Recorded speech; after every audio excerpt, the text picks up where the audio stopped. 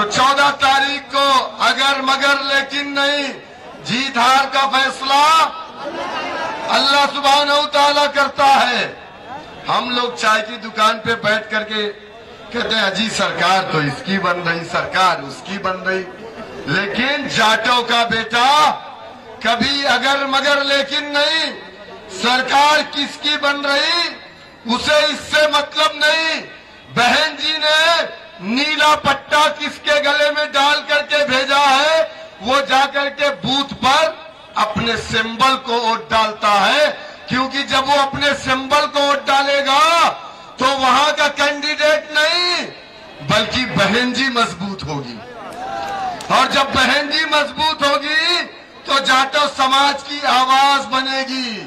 आप साइकिल को वोट डालेंगे तो यादव समाज मजबूत होगा, पतंग को वोट डालेंगे तो बैरिस्टर असदुद्दीन ओवैसी साहब मजबूत होंगे, यानी आप मजबूत होंगे। जब आपके कायद मजबूत होंगे तब इंशाअल्लाह ताला, अभी तो पूरे हिंदुस्तान में कोई एक नाम आप मुझे बता दीजिए, CAA पर किसकी आवाज थी? आप पूछिएगा जाकर के उन नाम नहाद समाजवादी बहुजन समाज कांग्रेस पार्टी के दलालों से कि जब NRC हो रही थी, हम एहतजाज कर रहे थे, हमें पुलिस की गोलियों से निशाना बनाया जा रहा था, तो कौन था जो हिंदुस्तान की पार्लियामेंट में खड़े होकर के उस काले कानून को फाड़ा था? क्या नाम था उसका? समाजवादी पार्टी के अखिलेश ने फाड़ा था, BSP के लोगों ने फाड़ा था, या कांग्रेस पार्टी के लोगों ने, या BJP के मुख्तार अब्बास नकवी ने बोला था? नहीं ना। कौन बोला? दादरी से लेकर के बाबरी तक किसने आवाज उठाई? ऐ मेरे समाज के गय्योर नौजवानों, आपने कभी वोट नहीं डाला ना। उसके बाद जब हमने 2013 में पहली मर्तबा YouTube पर देखा, हम परेशान हो गए कि वो कौन है जिसे हम जानते नहीं, लेकिन पार्लियामेंट में खड़े होकर के हमारी आवाज बनते हैं। हमने सर्च करना शुरू किया। मैं सलाम करता हूं हैदराबाद की गय्यूर अवाम को, जो कभी अगर मगर लेकिन नहीं, अपने कायद को, मेरे कायद को, आपके कायद को 2,14,000 वोटों से जिता करके भेजते हैं।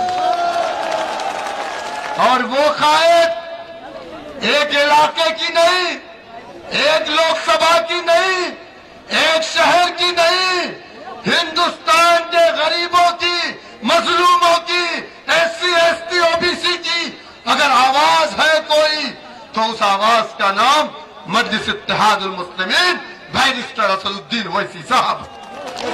आप इनको वोट देंगे? अच्छा, ज़ियाउर रहमान साहब कितने बजे सो के उठते हैं आपको मालूम है? कितने बजे? 12 बजे। 12 बजे उठते हैं। हाफिज वारिस साहब 6 बजे। तो वहां आप लाइन लगाए रहेंगे, पुलिस वाला रास्ते में रोक लेगा, डंडे मारेगा, हवालात में डालेगा, ज़ियाउर रहमान का फोन नहीं उठेगा। जब पहुंचोगे तो 2 बजे शहंशाह उठ करके नीचे आएगा। और हाफिज वारिस साहब 5 बजे, 4 बजे, 2 बजे आपकी खिदमत में हाजिर है।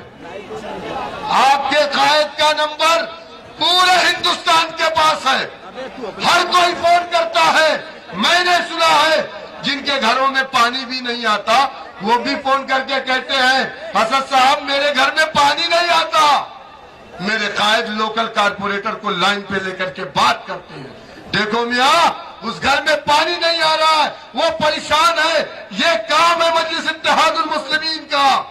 एक बार अगर आपने मौका दिया, ये 4 बार 5 बार के MP, मेरे कायद भी 4 बार के MP है, जाओ हैदराबाद को देख करके आओ। 14,500 गरीब बच्चों को मजलिस इत्तेहादुल मुस्लिमीन मुफ्त में तालीम देती है। असरा हॉस्पिटल 2200 बेड का, ओवैसी हॉस्पिटल 2400 बेड का, 50 रुपए की पर्ची बनवाइए, 3 महीने डॉक्टर को फ्री में दिखाइए, कोई फीस नहीं। ये काम है। इन्होंने क्या बनवाया, क्या बनाया? कुछ ना बनाए, न बनाएंगे। जज्बात में आकर के बिरादरी के नाम पे आपका वोट भी लेंगे, नोट भी लेंगे, और फिर जीतने के बाद जाके एयर कंडीशन कमरों में सो जाएंगे, कभी पलट करके नहीं देखेंगे। मैं कह, मेरे दोस्तों, वक्त बहुत कम है, आगे भी हम लोगों को जलसे में जाना है। मेरी आपसे यही आने वाली 14 तारीख को अगर मगर लेकिन नहीं, सुबह उठ करके फजर की नमाज पढ़ करके सबसे पहले अपने घर की औरतों का वोट डलवाइए, उसके बाद अपना वोट डालिए, बिस्मिल्लाह करके डालिए। अल्लाह बरकत दे। आप कुंदर की जीत रहे हैं, इंशाअल्लाह ताला आपके सर पर सेहरा सजेगा। बहुत बहुत शुक्रिया, खुदा हाफिज। अब मैं पार्टी के कौमी सदर काबिल एहतराम इज्जतमाब आली जनाब बैरिस्टर सऊद्दीन ओवैसी साहब अब आपको खिताब फरमाएंगे।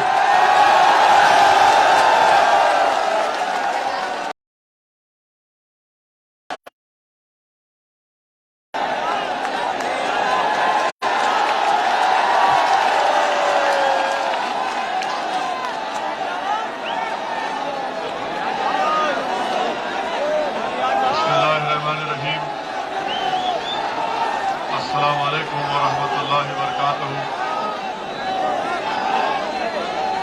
मोहतरम जनाब हाफिज वारिस साहब, जो कुंदरकी के मजलिस इत्तेहादुल मुस्लिमीन के उम्मीदवार हैं, मोहतरम जनाब शौकत साहब, जो उत्तर प्रदेश के मजलिस इत्तेहादुल मुस्लिमीन के सदर हैं,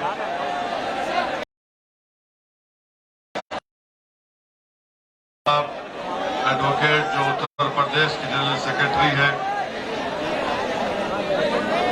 शहनशीन मंच पर बैठे हुए तमाम मजलिस के जिम्मेदारान,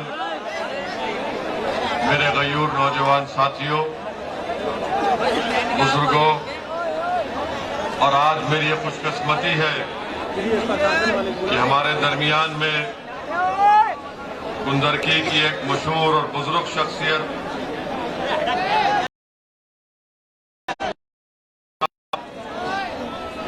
अब्दुल सलाम साहब क़िबला तशरीफ फरमा है, और हमारे लिए ना सिर्फ ये बाइज़ इज्जत भी है बल्कि बाइज़ बरकत भी है। मुझे बताया गया कि हजरत मौलाना अब्दुल सलाम साहब क़िबला अल्लामा हबीबुर रहमान मुजाहिद मिल्लत के खलीफा और शागिर्द भी हैं। खुशकिस्मती है। मैं हजरत मौलाना अब्दुल सलाम साहब का खैर मुकद्दम भी करता हूं, उनका शुक्रिया भी अदा करता हूं, और जरूर ऐसे अल्लाह वालों की मौजूदगी से हमारी इस मीटिंग और पुरनूर हो जाएगी, और उनकी दुआओं से इंशाअल्लाह ताला, आप तमाम की दुआओं से अल्लाह सुब्हानहू व तआला हाफिज वारिस को यहाँ से कुंदरकी का एक नया विधायक बनाकर उत्तर प्रदेश की विधानसभा में भिजाएगा।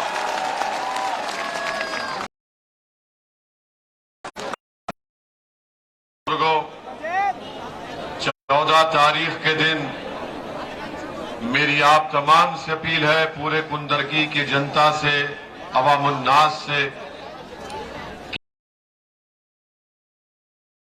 कि आप अब की बार अपने वोट का सही इस्तेमाल करिए, ताकि आपको कुंदरकी से एक मुखलिस, ईमानदार विधायक मिले, एमएलए मिले, जो जीतने के बाद किसी पर भी जुल्म बल्कि आपका खादिम बनकर रहे,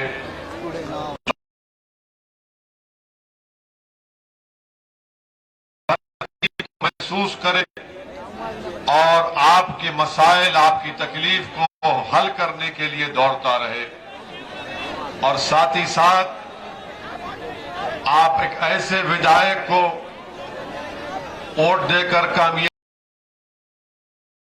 कामयाब करेंगे। जो उत्तर प्रदेश की विधानसभा में जाकर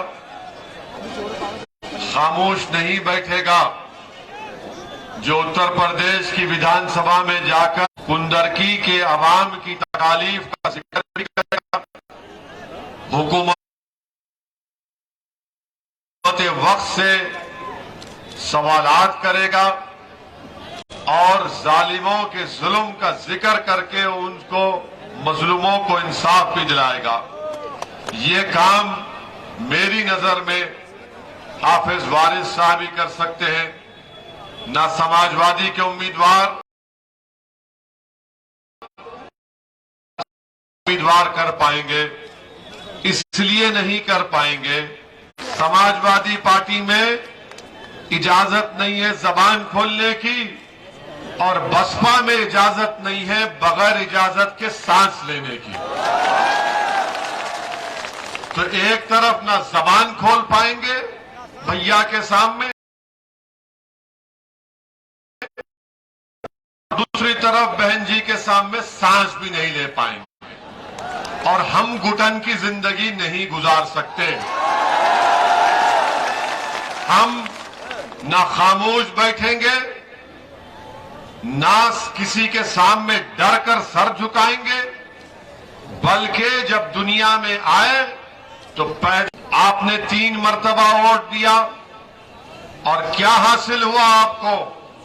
यहां पर बच्चों पर मुकदमे, जमीन पर कब्जा, गांव-गांव में लड़ाई लगाना, ये काम आपको दिया गया था करने के लिए, वो ये काम किए।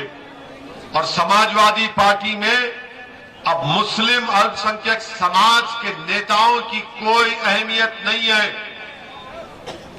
आजम खान जेल में है और अखिलेश बाहर हैं।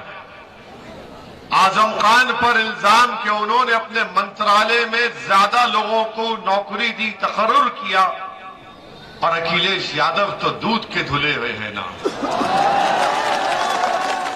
अब आप खुद फैसला कर लो। तो इसीलिए आपके लिए बेहद जरूरी है कि कुंदरकी की जनता हाफिज वारिस को अपने कीमती वोट देकर उनको कामयाब करके अपना विधायक बनाए, ताकि हाफिज वारिस जब इंशाअल्लाह आपके दुआओं से और नबी करीम सल्लल्लाहु अलैहि वसल्लम के सदक़े और तुफैल से कामयाब होगा, तो हाफिज वारिस उत्तर प्रदेश की ऐवान को हिला हिला कर रख देगा इंशाअल्लाह ताला। आज आपने हाफिज वारिस की तकरीर को सुना। हाफिज वारिस आपसे कह रहे थे प्यारो प्यारो प्यारे प्यारे कह रहे थे ना, मगर जब हाफिज वारिस विधानसभा में जाएंगे तो कहेंगे प्यारे नहीं कहेंगे, कहेंगे सुनो जालिमों, कुंदरकी की जनता से इंसाफ करना पड़ेगा। सुनो इख्तिदार की कुर्सियों पर बैठने वालों, अब तुम हमसे हमारा हक नहीं छीन पाओगे। ये जबान, ये बेबाकी समाजवादी पार्टी अपने अल्पसंख्यक नेताओं को इजाजत भी नहीं देगी बोलने की, इसलिए कि समाजवादी पार्टी में ये तय हो चुका है कि जो भी अल्पसंख्यक समाज का नेता होगा, मुसलमान उससे कहा जाएगा कि तुम्हारे सिर्फ 2 काम, एक काम दरी बिछाना, दूसरा काम नारा लगाना भैया तुझ पे जवानी कुर्बान। तो क्या आप दरी बिछाएंगे? क्या आप दरी बिछाएंगे? क्या आप अपनी जवानी को भैया पे कुर्बान करेंगे या इस दीवाने का साथ देंगे? मैं ये नहीं कह रहा हूं कि अपनी जवानी को मुझ पे कुर्बान करो। क्यों नहीं कह रहा हूं? मैं खुद जवान हूं और मैं इंशाअल्लाह जवानी रहूंगा। दाढ़ी थोड़ी वाइट हो गई धूप में, मगर मेरी अम्मा आज भी मुझको कहती है मेरा बच्चा, इसीलिए मैं ऑलवेज यंग हूं। मैं अपनी जिंदगी को तुम पे कुर्बान करूंगा इंशाअल्लाह ताला। मैं तुम पर आंच आने नहीं दूंगा। मुझ पर गोलियां चले, कुछ चले, मगर मैं अपनी जिंदगी को गरीब और मजलूमों के इंसाफ के लिए, आपके हक के लिए, आपका जायज मुकाम दिलाने के लिए और हाफिज वारिस को आपका नेता बनाने के लिए हम एक एक जिंदगी की सांस को उस पर सर्व कर देंगे। तो मैं आपसे अपील कर रहा हूं, मैं आपसे अपील कर रहा हूं कि अब आप अपनी जवानी भैया पे कुर्बान मत करो। और मैं समाजवादी पार्टी के चमचों से कहना चाह रहा हूं, जरा समझो, तुम्हारे दादा जवानी कुर्बान कर दिए, तुम्हारे ये जवान कुर्बान हो गए। अरे कितनी जवानी कुर्बान करेगा भैया पे? अब जवानी कुर्बान नहीं होगी, अब जवानी इस्तेमाल होगी तो हिस्सेदारी की लड़ाई की इस्तेमाल होगी इंशाअल्लाह ताला। अब जवानी इस्तेमाल होगी तो मजलूम अवाम के इंसाफ दिलाने के लिए इस्तेमाल होगी। बहुत कुर्बान कर दिए गैरों के लिए, अब अपनों के लिए आपको खड़े होना पड़ेगा। आपके दरमियान में आपका भाई ओवैसी खड़ा हुआ है, आपके दरमियान में आपसे खंदा मिलाए एक दीवाना हाफिज वारिस खड़ा हुआ है, आपको इनका साथ देना है। अब रहा सवाल हाथी का, माशाअल्लाह से सही जगह गए हैं, बहुत सही जगह गए हैं, वो बहुत सही जगह गए हैं। अब आप हाथी पर ही बैठे रहिए, इधर मत आइए कुंदरकी को। क्या क्या कर दिया बताइए? 3-3 बार के विधायक, अनेक इंटर कॉलेज की जमीन आपका फर्जन हड़प लेगा है।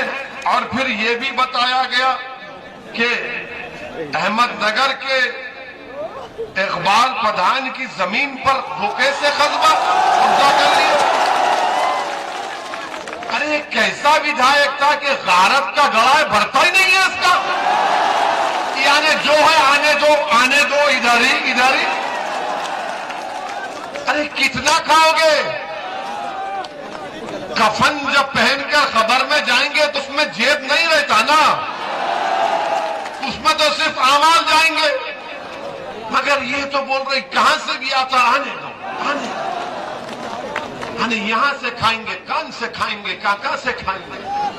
अब ये बंद करिए इन चीजों को। कुंदरकी की आवाम से अपील कर रहे हैं कि आपने सबको मौका दिया, समाजवादी को दिया, आपने समाजवादी के बुजुर्ग उनको एमपी बनाया, एक नहीं 5 मर्तबा बनाया। मेरी अल्लाह से दुआ है कि अल्लाह उनको सेहत दे। मगर अब आपको मुस्तकबिल का सोचना है, मुस्तकबिल का सोचना है। आपको ऐसे आदमी की जरूरत है जो नौजवानों की तकलीफ को समझे, जो बुजुर्गों की इज्जत करे, नौजवानों की रहबरी करे, मां और बहनों की इज्जत का ख्याल रखे और आपके लिए लड़े इस कुंदरकी विधानसभा के लिए। और हाफिज वारिस से बेहतर कोई नहीं है, हाफिज वारिस से बेहतर कोई आपके वोट का मुस्तहिक नहीं है। हां, ये लोग आएंगे, बहुत से इल्जामात लगाएंगे। मैं पूछना चाह रहा हूं समाजवादी पार्टी से कि आप हम पर इल्जाम लगाते हैं। पार्लियामेंट में समाजवादी पार्टी के 5 एमपी हैं, बसपा के 10 हैं। 2019 में दोनों बहन जी और भैया मिलकर चुनाव लड़े। क्या आपने बीजेपी को वोट दिया था? नहीं दिया था ना आपने। क्या देंगे बीजेपी को वोट? तो फिर पूरे उत्तर प्रदेश में सिर्फ समाजवादी के 5 जीते, एक पिताजी, एक बेटा और 3 मुसलमान। अब आप मेरे को बताओ कि इनके पास 5 एमपी है ना? मजलिस के पास 2 है। जब ट्रिपल तलाक का बिल आया, तीसरी मर्तबा पार्लियामेंट में आया ट्रिपल तलाक का बिल, समाजवादी का कोई एमपी बोला? अगर बोला तो क्या बोला देख लो, यूट्यूब पर है। क्यों नहीं बोले? आप तो कौम के नाम पर वोट लिए थे ना, आप तो कौम को जज्बात में लाकर वोट लिए थे, तो कौम के बारे में क्यों नहीं बोला गया? आपने खौम खौम खौम कर दिया और आप भूल गए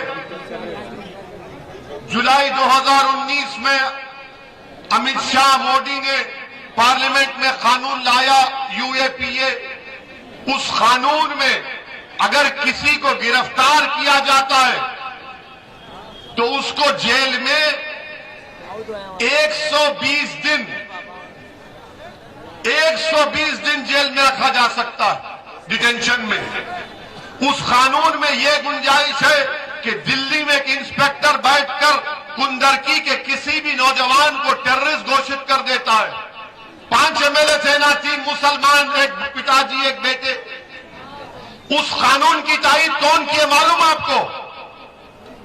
पूछो इन लोगों से। समाजवादी पार्टी उस कानून की तारीफ की थी। कहां गया कौम कौम के नाम पर भीख मांगकर वोट मांगने वालों?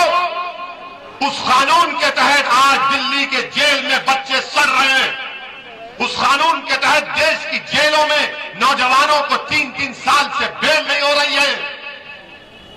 सपा ने तारीफ की, बसपा ने तारीफ की, कांग्रेस ने तारीफ की। 5 इनके एमपी खड़े हो गए मोदी अमित शाह के साथ और 2 एमपी मंजलिस के खड़े हो गए, मुखालिफत में खड़े हो गए। हमने और उस कानून के खिलाफ वोट नहीं दिया।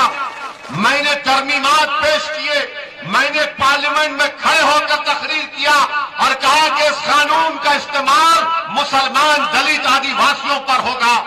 मैंने उस कानून के खिलाफ कांग्रेसियों, समाजवादी से कहा कि एक दिन तुम लोग जब जेल में जाओगे तुमको तकलीफ मालूम होगी, जेल की तकलीफ क्या होती है। जब कहां गई कौम की मोहब्बत? जब नहीं नजर आई कौम की मोहब्बत, लोकसभा में समाजवादी ने सपोर्ट किया अमित शाह को और फिर राज्यसभा में समाजवादी ने सपोर्ट किया, तायीद की इस कानून को कानून बनाने के लिए, इस बिल को।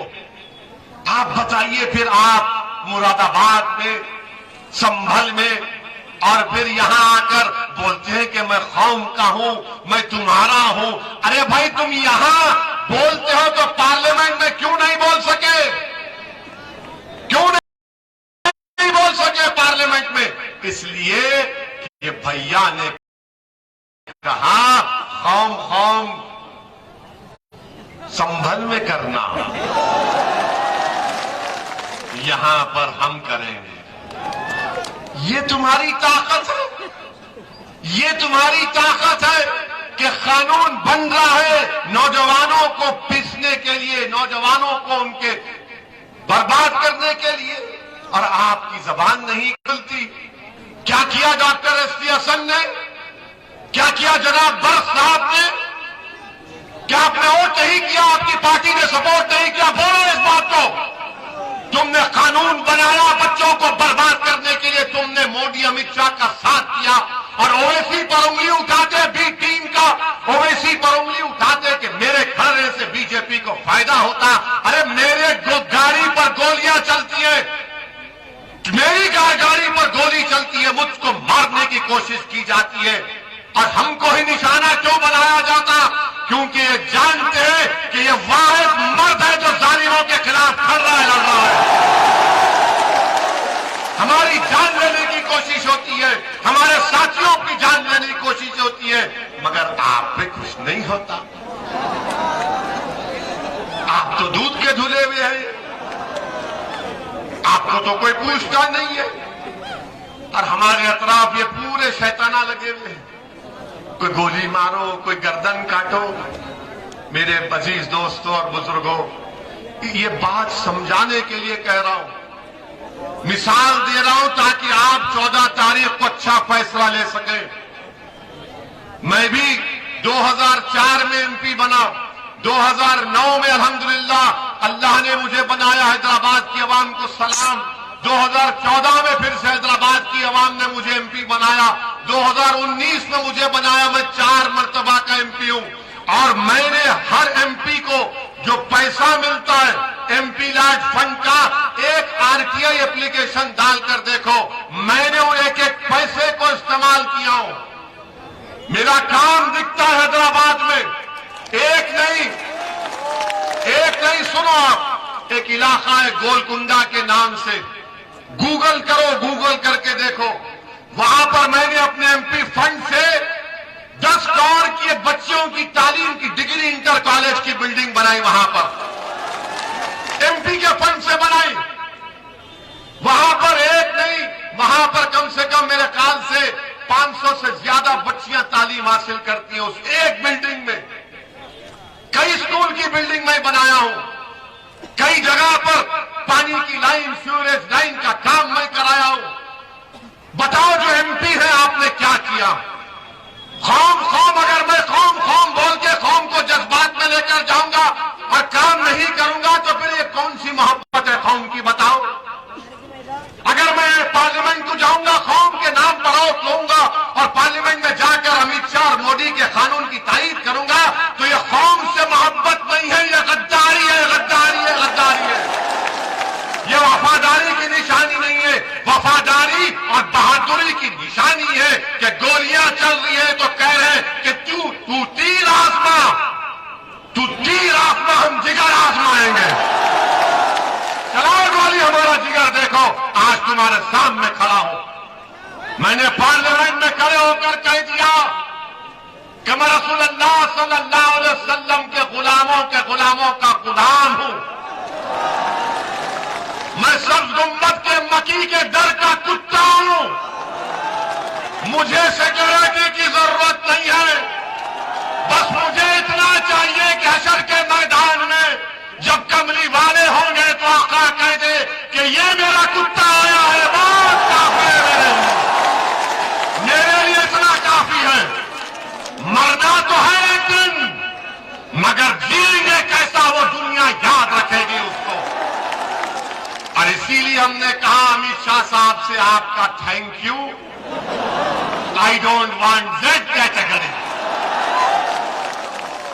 अखिलेश भैया तो माशाल्लाह Z+ में फिरते हैं, हम तो आपके दरमियान में। अभी देवबंद गए थे तो हमको ऐसा टूट पड़े कि सब तोड़ दिए। कोई हमको चीरा, कोई हमको, हम समझ रहे थे भाई कोई लैला आ गई क्या इनके दरमियान में। मेरे भाई, हमको Z कैटेगरी की जरूरत नहीं है। क्यों नहीं है? क्योंकि कुंदरकी की जनता की जान की हिफाजत होगी तो ओवैसी अपने आप को महफूज समझेगा। अगर वो 22 बच्चों को गोली मार दिया गया CAA के प्रोटेस्ट में तो फिर उनकी जान की कीमत नहीं है, तो ओवैसी जान की कीमत क्या है बताओ मेरे को। कासगंज के पुलिस स्टेशन में आपको पुलिस कस्टडी में मार दिया गया, मैं Z कैटेगरी लेकर क्या कर लूंगा? कब तक ये सियासतदान, कब तक नेता अपनी सिक्योरिटी की फिक्र करेंगे? अरे गरीब की जिंदगी तुम्हारी जिंदगी से बढ़कर है, याद रखो। जो नेता ये सोचना शुरू कर देगा कि गरीब का सुरक्षा मिलना चाहिए, दलित को मिलना चाहिए, महिलाओं को मिलना चाहिए, अल्पसंख्यक समाज के मुसलमानों को मिलना चाहिए, तब देश मजबूत होगा। मगर क्या मामला ये है, हमको बोले Z ले लो, हमने कहा Z कैटेगरी नहीं चाहिए, A कैटेगरी का शहरी का स्टेटस हमको दे दो, बराबरी दे दो। अगर वो मेरी बच्ची मुस्कान, मेरी बेटी अगर तालीम हासिल करने के लिए जा रही है, वो बेटी कॉलेज में तालीम हासिल करने के लिए जा रही और 30 गुंडे उसको घेर लेते हैं, ओवैसी क्या करेगा Z कैटेगरी लेके? जब मेरी बेटी कॉलेज जाने से अगर उसको रोक दिया जा रहा है। मेरे अजीज दोस्तों और बुजुर्गों, मैं ये अपनी तारीफ या अपनी मकबूलियत के लिए नहीं कह रहा हूं, मैं पूरी ईमानदारी के साथ कह रहा हूं। अल्लाह मेरे दिल का हाल जानने वाला है, क्योंकि मरकर मुझे भी साथ देना है। मैं नहीं चाहता हूं सिक्योरिटी मुझे लाख, मेरे दोस्त, मेरे भाई अकबर ने कहा कि ले लो भाई। मैंने कहा जब तक दुनिया में जिंदा रहूंगा आजाद पंछी की तरह रहूंगा। मैं सोने के पिंजरे में बैठकर अपनी जिंदगी नहीं गुजार सकता। हाँ, जिस दिन अल्लाह ने तय किया कि किसी की गोली से तू इस दुनिया से जाएगा, तो मैं तो कहूंगा परवरदिगार, हक तो यह है कि हक अदा ना हो सका, क्योंकि इतनी मोहब्बत मौका खिदमत करने का। आप यकीन नहीं कर सकते कि संबल में हम गए थे, जलसा कर कर असर की नमाज का वक्त हुआ, मस्जिद का नाम याद नहीं आ रहा, मस्जिद में नमाज पढ़कर हम निकले, एक अपाहिज है, साइकिल पर है, हमसे हाथ मिलाया और कहा कि ओवैसी तेरे लिए 100 रुपये। मैंने कहा क्यों? उसने कहा मेरे पास यही दौलत है, तू रख ले। यकीन मानिए मैं जज्बाती हो गया, उस 100 रुपये को उठा के रखा हूं, जिंदगी भर कभी उसको इस्तेमाल नहीं करूंगा। अगर मैंने जिंदगी में दौलत कमाई तो वो 100 रुपये कमाए जो गरीब अपाहिज को मुझे दी। मेरे अजीज दोस्तों और बुजुर्गों, यही बात आपको बताना था। ये मजलिस जब राजनीति सियासत करती है तो हमारे लिए कोई तिजारत नहीं है, कोई दौलत कमाने का जरिया नहीं है। मजलिस जब से बनी और सुबह क़यामत तक जब तक रहेगी इंशाअल्लाह ताला हबीब करम के नबी करीम के सदक़े में, तो तिजारत या दौलत नहीं बल्कि गरीब मजलूम को उनका इंसाफ दिलाने के लिए, मुसलमानों को, दलितों को, पिछड़ा समाज को उनका हक दिलाने की लड़ाई लड़ते रहेंगे। इसीलिए हमसे दुश्मनी है, इसीलिए समाजवादी पार्टी के नेताओं के ख्वाब में हम आते हैं, उनके घर वाले नहीं आते। आज कुंदरकी में इतनी बड़ी मीटिंग हो गई, अब भैया परेशान होंगे, अब भैया लगाए होंगे फोन डॉक्टर साहब को, ये इतनी भीड़ कहां से जमा किया? अच्छा आपको पैसे देकर बुलाया गया? बोलो आपको पैसे दिए तो फिर क्यों आए तुम? मोहब्बत में आए ना, मोहब्बत में आए ना, मोहब्बत में आए ना। बस यही मोहब्बत हमारी ताकत है। जो समाजवादी बसपा इससे नफरत करती है, ओवैसी मोहब्बत को आम करने आया है। और गोली मारने वाले ये समझते हैं कि मोहब्बत को आम कर रहा है, हम नफरत पैदा करेंगे। तुम्हारी गोलियों का जवाब ये मोहब्बत 14 तारीख को कुंदरकी में दिया जाएगा। तुम्हारी नफरत का जवाब ये मोहब्बत देगी, तुम्हारी गोलियों का जवाब ये सरों का समंदर इंशाअल्लाह ताला कुंदरकी से एक नई तारीख रकम करेगा और यहां से दीवाने हाफिज वारिस को भी विधायक बनाकर भिजाएगा इंशाअल्लाह। मेरे अजीज दोस्तों और बुजुर्गों, अब दूसरी बात और कुछ बोले सपा के बारे में? काफी है ना, काफी है ना इतना? नहीं, अभी मोदी के बारे में बोलना इतना काफी है, बस है चाचा के लिए। आप समझ गए हमारी बात, आप समझ गए। अच्छा बसपा के बारे में तो छोड़ दीजिए, अब वो हाथी पे बैठी हैं, भाई बैठने दीजिए हाथी पे, तो वो हाथी उनको जंगल में ही ले जाएगा। उनका हो गया टाइम अभी। उनका तो मुझे कोई बता रहे थे कि उनका कोई ऑडियो आया, सही है क्या? सही है, ऑडियो सही है, सही है। आपने सुना? क्या सुना? क्या सुना? क्या सुना? अरे जोर से बोलो, जोर से बोलो। तुम दोगे बीजेपी को? तुम दोगे बीजेपी को? तो सुनो हाथी पर बैठने वाले, तुम तो घर में बैठ जाओ, अब तुम्हारा काम हो गया। अब आपको बताते हैं कि अभी टाइम है। अभी आपको बताना चाह रहे थे कि कल देश के प्रधानमंत्री सहारनपुर गए थे ना, देखा आपने गाड़ी में बैठे हुए हैं, लोगों को बोल रहे हैं कि अलविदा मैं जा रहा हूं, मैं जा रहा हूं।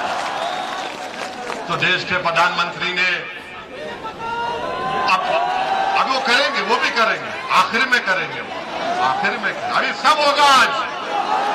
आज कोई बाकी चीज नहीं रखेंगे, तुम्हारे दिल को मुतमईन करके भी जाएंगे इंशाअल्लाह।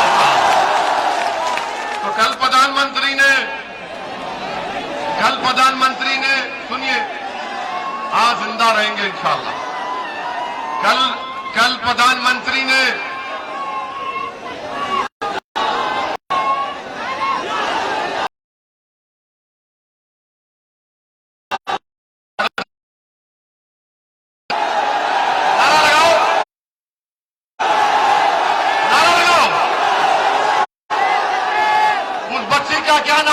मुस्कान का? उस बच्ची का मुस्कान का नारा क्या था? बच्ची का नारा क्या था? ये मैं नहीं बोला, तुम बोले, तुम पर केस, वरना मीडिया वाले बोलेंगे ये भड़काओ भड़काओ कर रहा था। हम नहीं बोले ना। हाँ बैठिए आराम से, अभी जोश, अरे इतना जोश में नहीं आई, बैठो आराम से। अरे तुम तो इतना जोश में आ गए कि अब तो भैया तो परेशान नहीं हो जाएंगे। तो कल सहारनपुर में देश के प्रधानमंत्री आकर एक तकरीर करते हुए कहा, देश के प्रधानमंत्री ने कि भाइयों बहनों, हमने मुस्लिम महिलाओं के लिए ट्रिपल तलाक का कानून बनाया। मोदी जी आपको बड़ी मोहब्बत है, मगर देश के प्रधानमंत्री ये बताना भूल गए कि ट्रिपल तलाक का कानून मुस्लिम महिलाओं की बर्बादी का बाइस बन रहा है। अगर कोई मुसलमान ट्रिपल तलाक कहता है तो गुनाह करता है। ये उलमाओं ने कहा, मैंने नहीं कहा।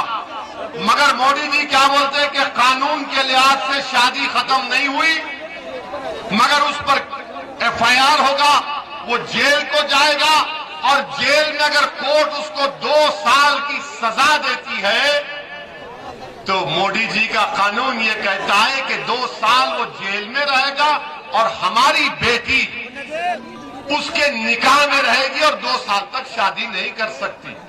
वो जेल में रहेगा, हमारी बच्ची बाहर रहेगी।